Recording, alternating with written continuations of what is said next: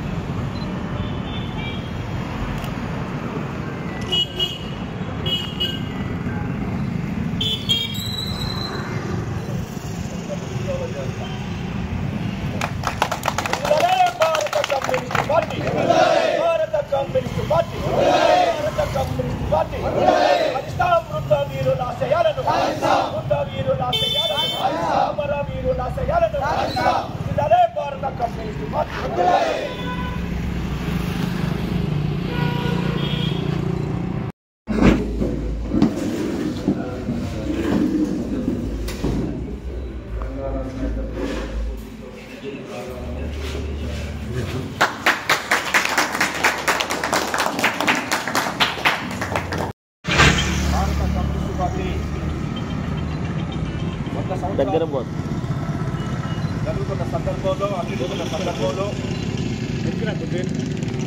ఈ జెండాని రాష్ట్ర కమ్యూనిస్టు పార్టీ కార్యదర్శి వర్గ సభ్యులు పశ్య పద్మ గారిని జెండా ఆవిష్కరించవలసిగా కోరుతున్నాం. భారతదేశంలో స్థాపించబడి 100 సంవత్సరాల సందర్భంగా దేశవ్యాప్తంగా ఈ ఉత్సవాన్ని చాలా ఘనంగా నిర్వహిస్తున్నటువంటి సందర్భంలో ప్రతి గ్రామంలో ప్రతి వాడకట్టులో ఎర్ర జెండాను కమ్యూనిస్టు పార్టీ జెండాను ఎగురవేసి ఈ 100 సంవత్సరాల కాలంలో కమ్యూనిస్టు పార్టీ సాధించినటువంటి విజయాల గురించి, నిర్వహించిన ఉద్యమాలు పోరాటాల ఘనత గురించి, ఈ ఉద్యమంలో వేలాది మంది లక్షలాది మంది త్యాగధనులు వారి జీవితాలను దారపోసి ఈ దేశ ప్రజల సంక్షేమం కోసం, ఈ దేశంలో సమాజ స్థాపన కోసం, తద్వారానే ఈ దేశంలో శ్రమ దోపిడీ అంతమవుతుంది అనేటటువంటి ప్రధానమైన నినాదాన్ని రష్యా అక్టోబర్ విప్లవ స్ఫూర్తితో ఈ దేశంలో కొనసాగించినటువంటి కమ్యూనిస్టు పార్టీ నాయకులు గొప్ప ప్రభావాన్ని ఈ దేశంలో ఏర్పరచగలిగారు.